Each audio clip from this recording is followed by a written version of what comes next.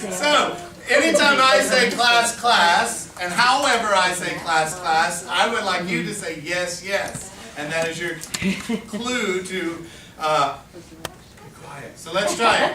Yes! So here we go. Told you I do a lot of drugs. Okay, here we go. Class, class. Yes, yes. Class, class, class, class. Yes, yes, yes, yes. Very nice. All right, so grammar. Grammar. We have two grammar groups. Grammar, can you give me one of your amazing ideas? I don't want the unamazing one. I want the amazing. We thought with irregular verbs, but you could just go, you know, I come, I came, I have come, I come, I came, or I, you know, drive, I drove, I have driven, I drive, I driven too. Nice. Just kind of get that repetition in. Very nice. Good. What about this group? Grammar. What did we do it then? We gave a noun, and then the next person had to say the pronoun for that noun. Is it okay? So for irregular verbs, you can have one person say the regular, and whoever they point to says the irregular. For nouns or pronouns, if you're teaching academics, they can give the noun, the person then has to give the verb or the adjective or the adverb. Word charts. Okay, so word charts they really struggle with, right? Yeah. Okay, good. Good job, Trevor. All right, reading. Is that you guys? Reading? Character traits. You say a character, each person has to say a trait. Story facts, name the story. Each person lists a fact. What did you say? Cause, effect? Sequencing. First, next, then, last, or something. Okay, good. Good. I like the sequencing. So you can have students say beginning, middle, or end. You give them a fact and they say you have it at the beginning, the middle, or the end of the story. Good. All right, vocabulary. I would say like in a circle, like I say a word, you point to someone, she gives a synonym, she points to someone, she gives a synonym, and when we run out, we give the antonyms. Okay, good. And antonyms? Okay, good. Let's see, what was your group? Listening? Listening?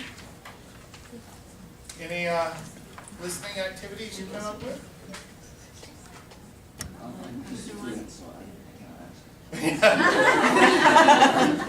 Don't play the student Japanese card. You can come up with ideas too. So one idea we had was like for the first student to ask a question, the second student answers it, and the third student repeats the answer. Maybe if you have a class that can do it, the third person repeats the question and the answer in complete sentences. Yes. Because, you know, I don't know about K through 12, but in universities, they encourage the students to use short answer format where you repeat the question, you answer the question, you give the example. So that will help practice that repeating the answer, the question with the answer. Good. Okay.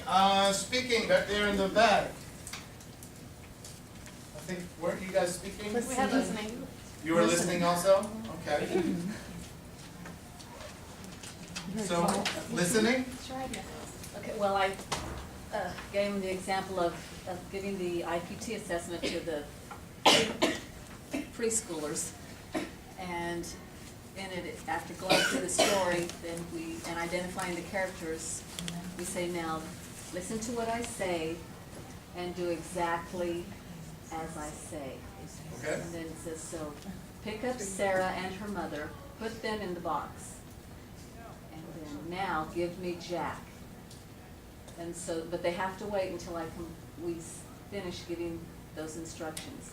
and then they do exactly As you said. said. Okay, great. Okay.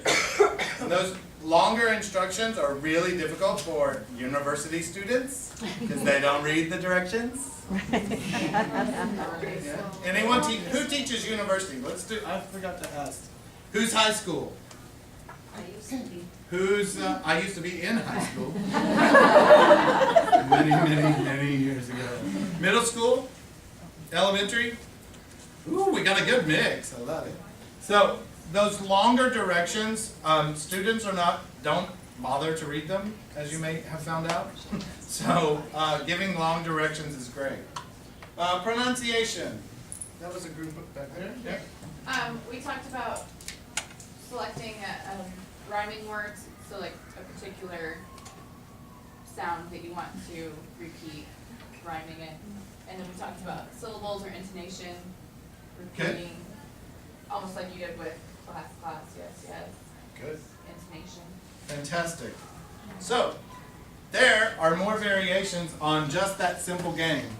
Oh, can I offer one? Sure. That I did, in my class, especially for teaching, the recorded speech where I say something and then she says, what did she say? And then she said that, Nice. so I might say, what's your name? What did she say? She asked me what my name is. So, That's a Changing point of view. And I'm Changing the. still in that one. Yeah, good. All right, so that is zip, zap, zop. Very simple call and command game. So next we're going to go to four corners. Now, to play this kids game, someone stands in the middle and counts to 10, and all the other children try to, as quietly as possible, go to a corner so that they cannot be heard. And then if the caller says their name, they're out. Now, this one takes a little bit of leap of faith. I took the idea of things in corners from that game, and that they have different things in each corner to do. Okay, so it's a little different than the kids game, but just that idea of there's stuff on the wall or stuff in the corners that students have to complete. So some of the things that I will do, vocabulary, I will, first week of class for vocabulary class or reading class or writing class, especially a beginning writers class, or where you're going to work with a lot of adjectives. I'll put little note cards about, yay big, all over the room. And I will ask the students to walk around the room, look at the adjective. If they know the adjective, write a sentence using that adjective and write their name next to that word. We will then look at how they did. This tells me, as the teacher, what words they already know for that semester that I don't have to teach, and which words I definitely do have to teach. So I don't want to say wasting time. I'm not spending time teaching stuff they already know.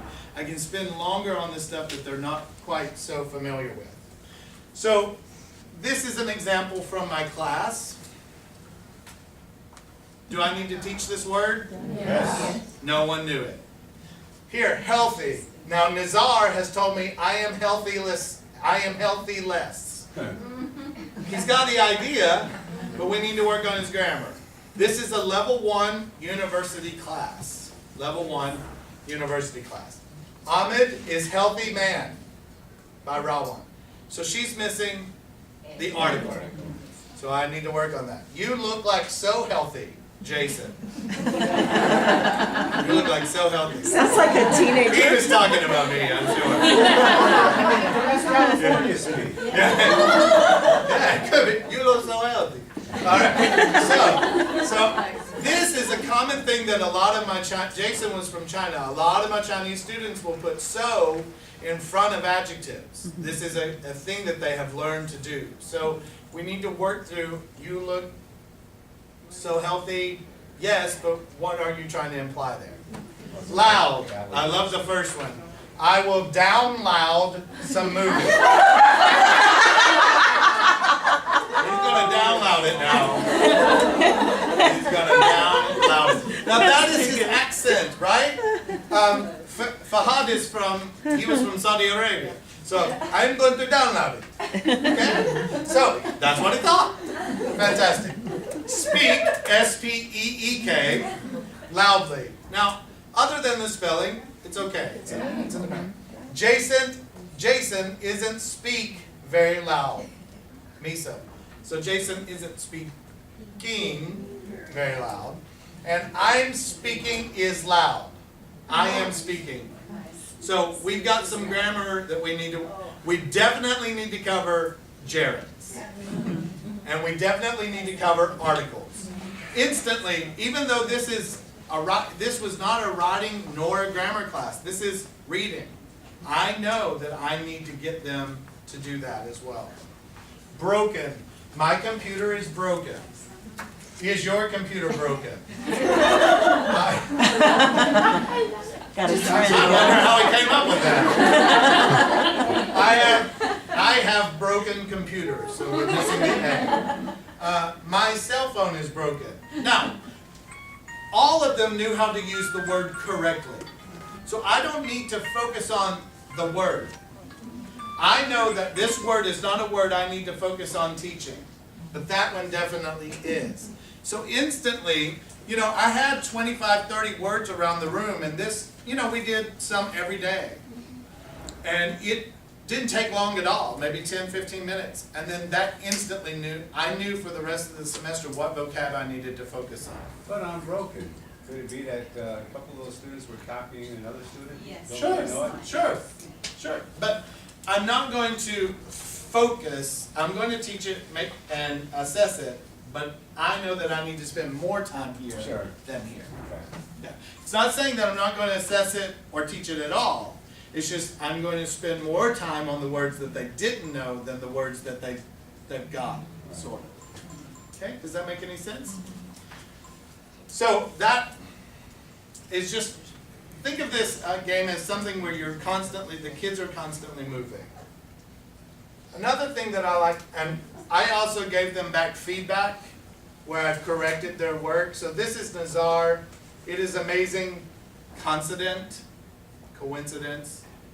The brave man saved the girl. I am healthyless. I am not healthy. Lance isn't pretty. He got an F-. I do Lance that. is pretty, or Lance isn't pretty, he is beautiful. So, and then these two were great, so no problem. I put F-. So, yeah, F- for that. So, level 0. I told him, I was like, oh, good sentence, Nazar, go back to Saudi Arabia. Your visa's been revoked. So, but giving this feedback back to them did take time, but it was very helpful for them. So another game that I do is I give adjectives to students. This is a group adjective writing.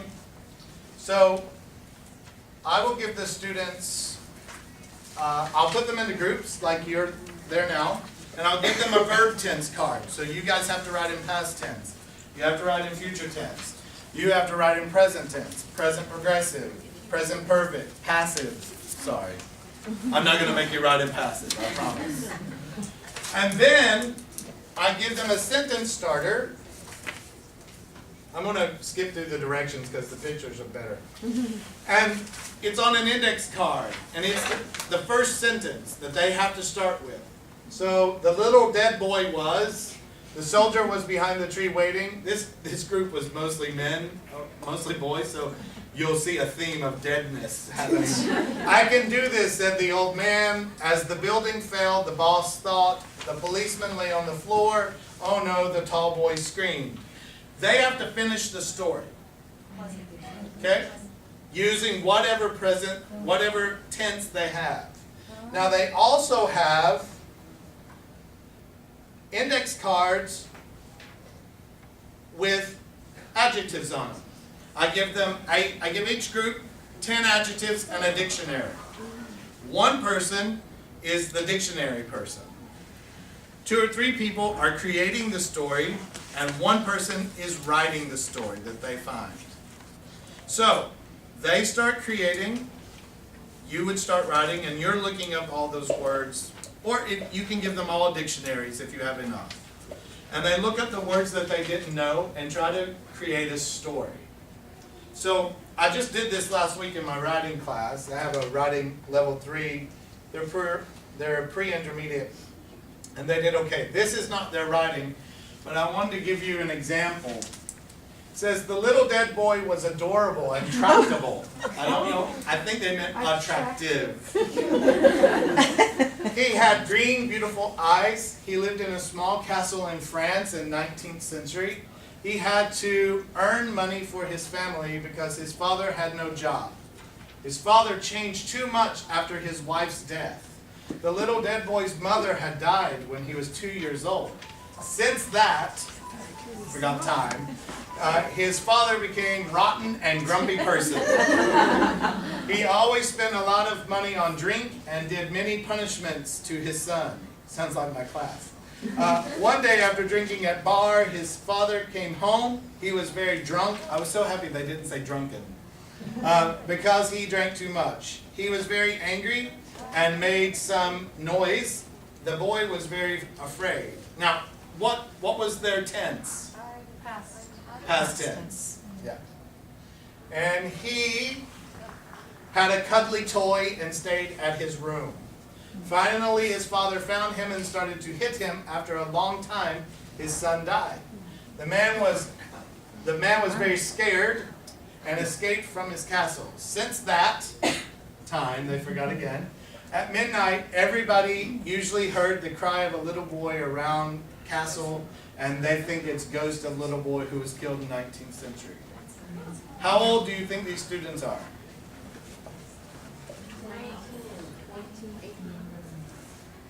15. 15 years old. From Korea. Beautiful handwriting. And their English, it was about the same as my current students. But because they were creating the story together, they all had different language that other people have. So this is another really great game to play. Anything that you can get the students where they're running around will work. So here's some variations. For vocab, I place the definitions along the wall, give each student the word, and they have to go and stand under the definition they think their word is. This is a preview game. New vocabulary. A preview game. So this is not a review. This is preview. I want the students to think about what they don't know yet. Guess. Then all I say is yes or no. If I say no, they have to move until everybody is in the right place. Then I have them say their word as best they can and read the definition. They then tape the word and the definition together, sit down and write them. Walk around and write the definition and word on their paper. Then I ask them create a sentence with each word so that they're doing some writing as well. You can also then have them walk around and say, okay, here's the definition word. Who can give me a sentence? Turn it into a speaking activity. For grammar, I place present tense, past tense, future tense, present perfect. I give the group, each group has different sentences on different colored paper. So you'd be the blue group, the red group, yellow. They have to figure out where their sentences go, and the group with the most correct get candy or extra credit point. For listening, I have someone stand in the corner, and they have a story. One person from each group goes to that person, listens to the story, comes back, and they can either tell it as best they can, or if they're summarizing, they have to summarize the story. Same thing with reading. They have readings in the corner, and they have to come back to their group like a running dictation. Does that make sense? Now, I'm not going to put you back into your groups, but has anyone ever done anything like this, or have an idea in your head like, ooh, I could do this, that you would like to share with us? Good. Oh no, I did one at home with my family. I could do it in class. We've done this thing where you we take a piece of paper and we fold it in fours, and we all draw a head, and then the second Yep. half, we all draw a body, and the bottom half, and then the feet, you know, and then we open, it's very fun, and kids love it. But we've also done it where each one of us writes an introduction and a problem, and then the next one's like, explaining the problem in detail, and then the third is solution to the problem, the fourth is conclusion. But we're switching them around every time, so nobody knows what the story is until we open it. I was thinking that's kind of fun with students. Yeah. Yeah, and for writing, have a blank piece of paper, have a title or a story starter, and then they write a sentence, fold it so the next person can't see. They have to create a whole new sentence just based on the topic, you know? And it folds off, and then you read it. Half of the time, it makes perfect sense. It's a miracle. Students are like, this makes no sense. But usually it tells a real story. My boys hate this game. They're like, teacher, I do not like this game. I'm like, why? I do not know what he wrote before me. I was like, that's right, you don't know. So how I know my sentence? Your sentence is based on the topic, but I don't know that. Humor me. So some of the things you can do is, if the story is not complete, sometimes it's a perfect, you read it backwards and it makes perfect sense. Sometimes this part and this part and this part go together, so you ask them to cut the sentences, reorder it to make a complete story. Sometimes there's gaps, so get in your group, fill in the gap. What happens between this part and this part? Okay? You can also say, okay, there are 3 different stories here. You two work on that story, you two work on that story, and you two work on this story. Then you've got to combine those stories. Figure out to combine those stories. But they are amazed when they unfold it and read the story that it makes sense. They're like, teacher, how? It is magic. You are Harry. One student told me, you are Harry Potter. I'm like, yeah, I look like Harry Potter. So, yeah, I'm Harry Potter. Yeah. So those are some things that you can do with 4 corners and playing games along the wall. Okay, just some wall games. This takes a little bit of preparation for you, the teacher, but it can take up to 1 or 2 days for your class. And it's a good activity for you, especially with the writing, because you want them to go back, edit their papers. Let other groups read their papers and edit their papers. See if their story makes any sense. Those types of things. So it can be just 1 day, but you can turn that into as many days as you need to for whatever activity you're doing. Any questions about that? Yes, ma'am. Would you talk a little bit about the listening example again, where the students are doing the reading of the story to each other, right? Or how do you do that? Yeah, so I've got a story and I'm in the corner and I would read my story to you, you would listen. You would then run back to your group and tell them the story and they write it down, or they can say, I missed this part, what is this part? And you have to go back and listen to the story again, the whole story. So it's really just one person over there, it's not a group of students over there. Right, it's one student in each corner, or however many groups you have. So let's say I had 4 groups, I'd have one person in each corner, and then they read the story to one person from that group. That person then goes back and tells the other group, the other people in the group, what that person said. So you have 4 stories going on. Yeah, okay. Depending on how many people you have in your class. Yes. So, like in a group of class of 30. If you have 30 students, I would split them into Groups groups of 5, and then, or groups of 4, because then you need people in the corners also reading the story. Yeah, and So they they each have 1 runner. Okay. And each person, so one person would do it, then the next person would go to a different corner.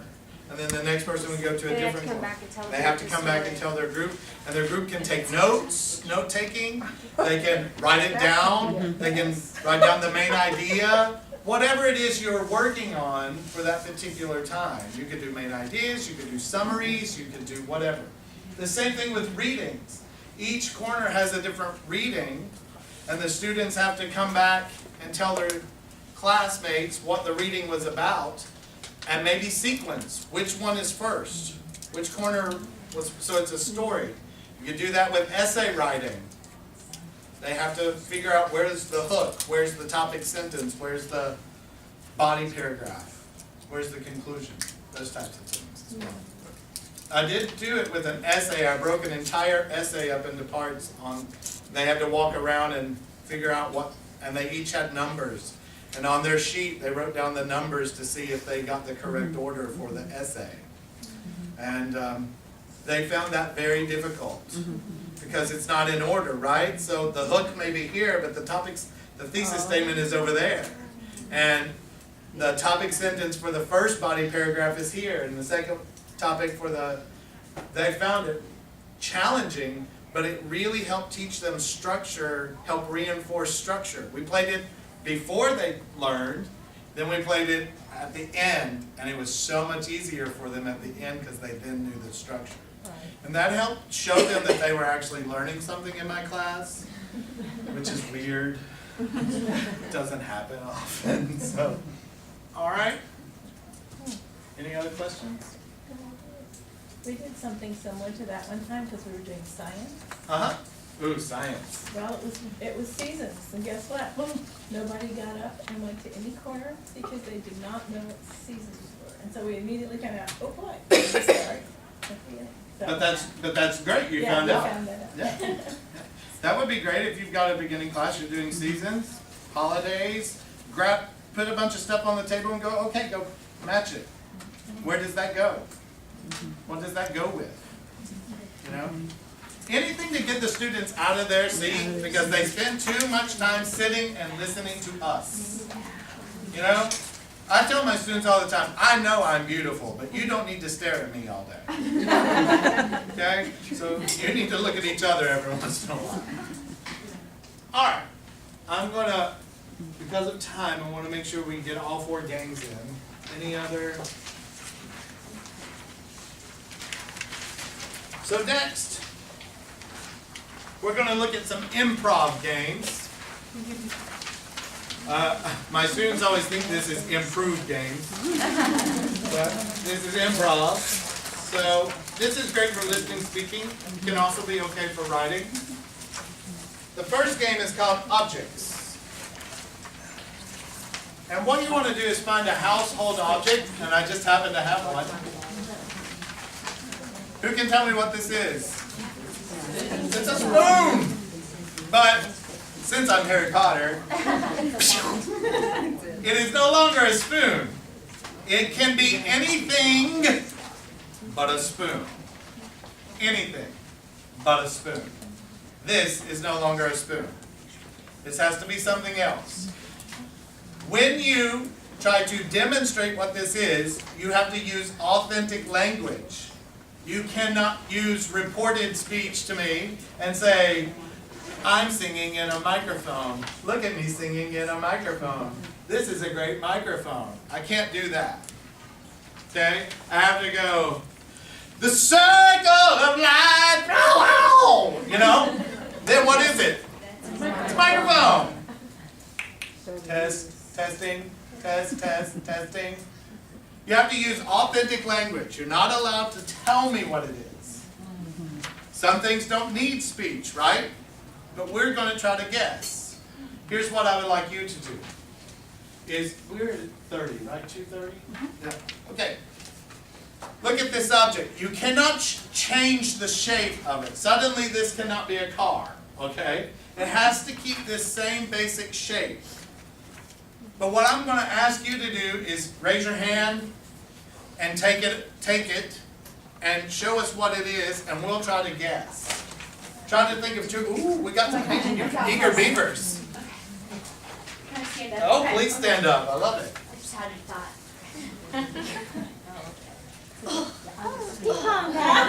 What is it? Yeah, or a paddle. Good. All right. Did you have one? Did she take it? I always tell my students, think of 2 or 3 things, because we usually get in a circle and do this in a circle, because by the time it gets to the last person, someone has probably already used your idea. Yeah. Okay? Did you have another one? It might be too closely. It's okay. A whisk. A whisk. A whisk. That's, I will accept that. It's too close to the spoon. Well, I teach culinary classes, so like. There you Yeah. go. Or. Good idea. File, nice. File. And Lindsay. a brush. Do you stand there normally in the morning going, this is a brush?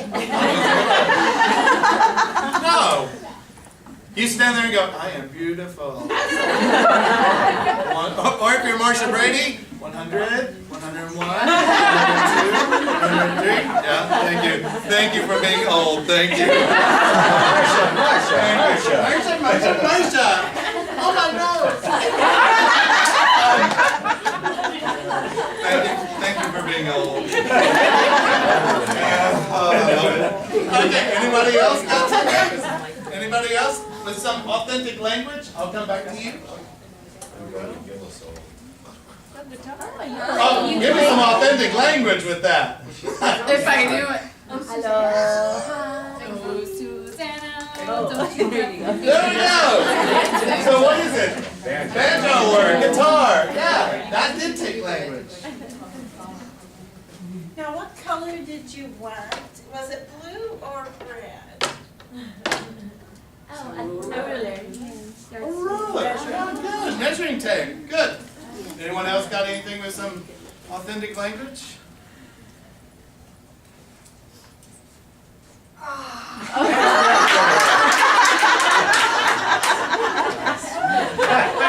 I like that vocabulary word. How do you spell it? A-H-H-H.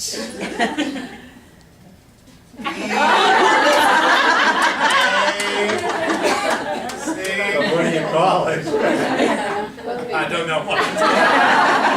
The eyeliner spoon. I don't know. Some of the ones that my students came up with this week, I tried to upload the video onto here, but I couldn't. I videotaped my students actually doing this game this week. Here's some of the things they came up with.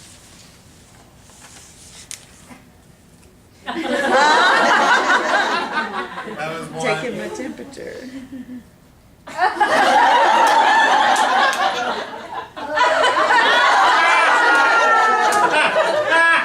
That's what it is. I was like, well, at least share. So, but they did not know the name of that. They did not know what this was called. They all knew it, but they didn't know what the name of it was. So we had a conversation, well, what would you call it? In your language, translate that. And it was very interesting how that would translate. And I forget, I think it's Arabic, it was called ear shovel. Ear Or at shovel. least their translation was an ear shovel. Yeah. Nice. Didn't know what that was called. They were like, shoe thing. Shoe thing. Shoe spoon. So, another way you can do that is, after you've played the game, you put them into groups, give them a very large piece of white paper and say, okay, you have to advertise this spoon as a completely different object. Put expressions on the board for selling, like wow, adjectives and things that they have to use, or expressions. Maybe you use present perfect or present continuous with that, and then they create a poster for their new product. Then they stand in front of the group and present their new product. Hey, have your ears ever been itching? No. Are you not Chinese with a long fingernail? So, they had to sell it for something else. They had to sell it. And so it became speaking, it became listening, it became creative writing without creative writing, because our students aren't always so great with that. And it became speaking because they had to present their object to the group. Okay? Anybody got something you're just dying? Going down the river, huh?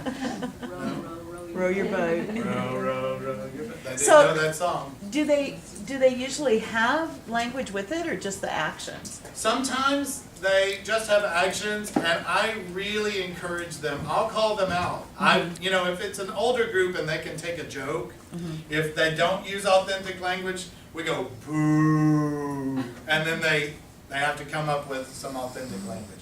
So we make it fun for them to boo each other. They love to boo each other. But you can either do it silently, you can do it with authentic language. What you don't want is just this is a microphone, okay? So. Question. What if your group of students just shy and they're not creative? Like they just, maybe, like in my class, I imagine maybe 2 people could pick this up in the class. They just don't have that. Okay. Anybody have any advice for if your group is really shy and quiet? They just simply won't do Well, that? they can't think creatively, you know, Right. that's part of their. Pair 'em up, look it up on Yeah, YouTube, well, and find some examples of other people doing it and show them. Or visual cues. I So- know. Yep. At the beginning of the year, I required them all to do a SAC speech, and they all had to do it. They had to, come up with creative things to put in it. So they were just expressing anything about themselves, and some of them it got to be, they were all doing some similar things, but they got through the process. Like they picked their earbuds was in their sack because it was one of their favorite things, And there were like 20 kids that had that item in there, or their cell phone was in there because it was handy. But they had to get up and present it, and I think now they're more comfortable presenting in front of the class because it didn't matter. It was about getting up there and doing that.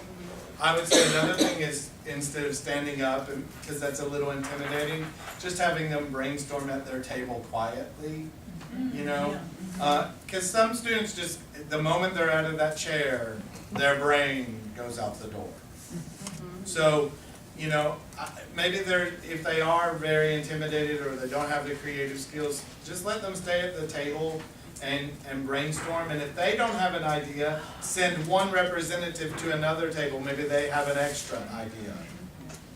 Okay? And I think the more you make a fool of yourself, the more willing they are.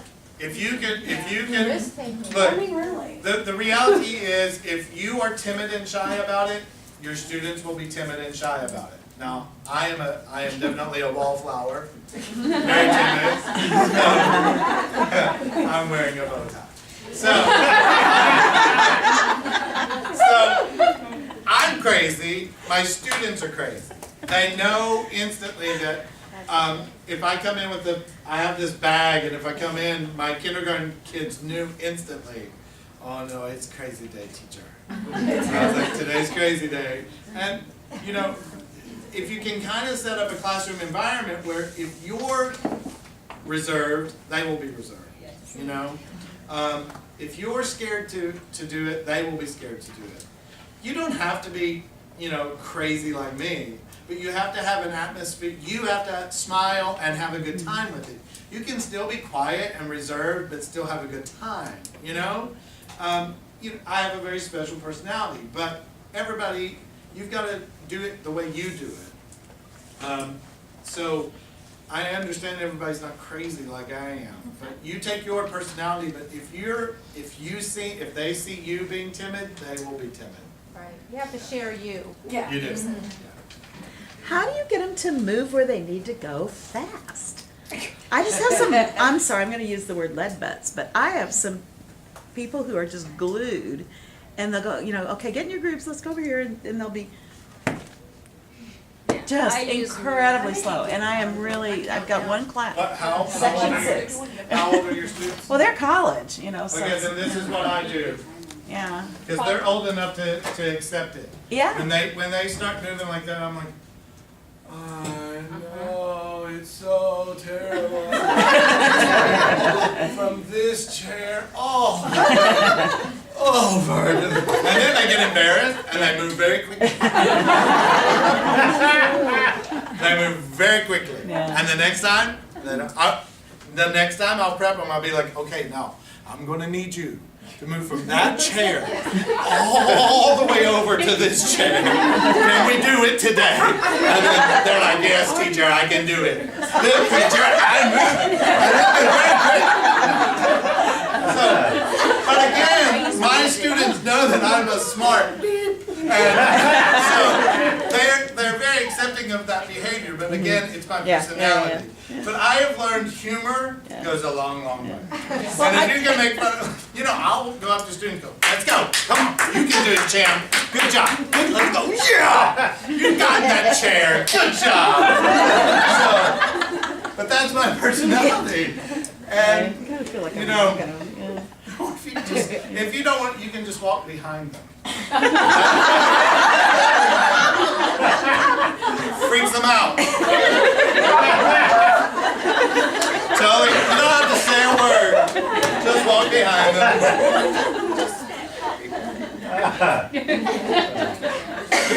Then they move really quick to get to their group. That one's very effective as well. I totally understand. Nothing's lazier than a 19-year-old boy. And I have a class full of 18, 19, and 20-year-old Chinese boys in my writing class. You know who I'm talking about. Yeah. Getting them to get up and go to the wall is like Chinese torture. But I give it to them every week. I'm like, you can do it. Come on. Yeah, good job, buddy. And they're like, I am not your dog. And I'm like, yeah. You're kind of acting like my dog right now. Yeah. Good job, buddy. Good job. So that's just, you're going to think I'm the worst teacher on the planet. So here's some other things. You can use it as a bat or a magnifying glass, a shovel, I think we got some of the others. Another thing you can do, this is a great game for maybe people who have good speaking skills or writing skills. That doesn't mean that they're older, just that they can communicate. You take artwork. Here's some examples. This week in my writing class, we're doing descriptive paragraph writing. So I gave them a list of descriptive adjectives, and then they had to use 5 adjectives to describe each picture. So they said, orange, red. They said square, long, sleepy. When I did this with my 5-year-olds, when I was teaching kindergarten, I did this with them. What is it? Teacher, it is my bed. Teacher, it is computer. Teacher, it is chocolate. Okay, so 5-year-olds can do it, but you can also have them write in a speaking class, if they have language, give them a piece of art and say, you're the artist. In 5 minutes, you're going to stand up and you're going to tell us who you are as the artist and why you painted this and what it means. Anything you think of, whatever you want. Whatever you want. I'll give you some examples here. So this is Jackson Pollock, it's right here. 5-year-olds. Little Tino stands up and he's, hello, my name is Tino and this is my painting. And this is people of the world. White is Mr. Land's people. Black is Africa people. Yellow is Korea people. And orange is Indo people. Now you can't see it, but there's blue in there. And I was like, Tino, what about blue? Alien people.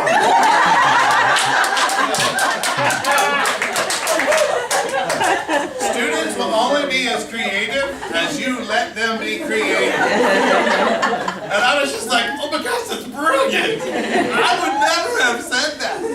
But he's 5, and that's what he said. Last week, writing class, my student, 19-year-old Chinese boy goes, it's like a map. A map of what? My brain. How is that a map of your brain? And he goes, the painting is a mess, my brain is a mess. Alright. What? He used language? Mess? Who knew he knew mess? So then they had to write down the adjectives that they used to describe the painting. So it was using adjectives along with the art. So it was just to help prepare them for using adjectives in an interesting way. Another thing you can do is give the students a painting in a group and say, okay, you have to come up with a story that is inspired by this painting. Don't let any of the other students see your painting. Then you, as the teacher, you post all of their pictures, maybe on your blackboard somehow, and then say, they do their skit, which one of these paintings inspired their skit? One of my groups had this painting, and the girl was standing there. I'm going to use you because you're my student. We're standing there. And then another student came up, can I help you? Are you lost? And they're like, yeah, we're trying to get to the University Memorial Union. Oh, you just need to go that way. It's a street map. They use it as a street map. So you can use it in writing, like write about this. This is your inspiration. You can use it with speaking, any of those types of activities. There's some more stuff in your packet as well, but we are out of time. Thank you, so many people for coming.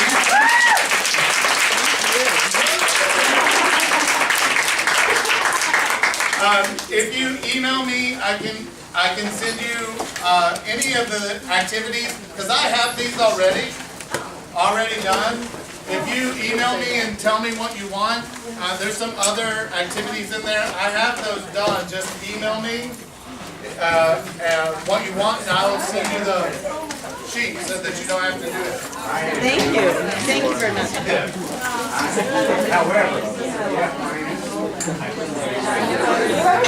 So